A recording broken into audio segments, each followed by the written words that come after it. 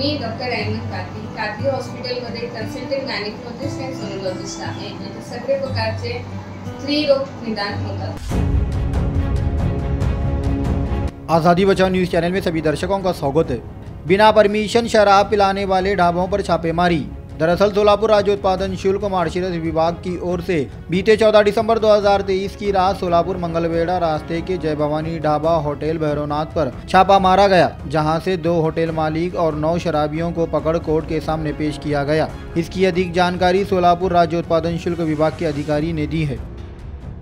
नवीन वर्षाच्या पार्श्वभूमीवर राज्य उत्पादन शुल्क विभागाकडून धाबे हॉटेलची अचानकपणे तपासणी करण्यात येत आहे। याच मोहिमेच्या अनुषंगाने राज्य उत्पादन शुल्क विभागाच्या माळशिरस विभागाच्या पथकाने गुरुवारी मंगळवेढा शहरातील 2 धाब्यांवर कारवाई केली। हॉटेल भैरवनाथ व हॉटेल जय भवानी या ठिकाणी टाकलेल्या धाडीत 2 हॉटेल मालक व 9 मद्यपी ग्राहक यांना अटक करून त्यांच्या विरुद्ध गुन्हे नोंदवण्यात आले।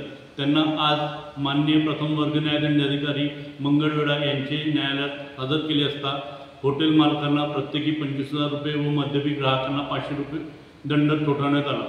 तसेच एका अन्य कारवाईत निरीक्षक राज्य उत्पादन शुल्क माळशिरस विभागाच्या पथकाने मंगळवेढा मरवाडे रोडवर पाळत ठेवून एका मारुती व्हॅनमधून विदेशी मद्याची वाहतूक होत असताना आढळून आल्याने गुन्हा नोंद केला। या कारवाईत 1,43,000चा मुद्देमाल राज्य उत्पादन शुल्क विभागाने जप्त केला।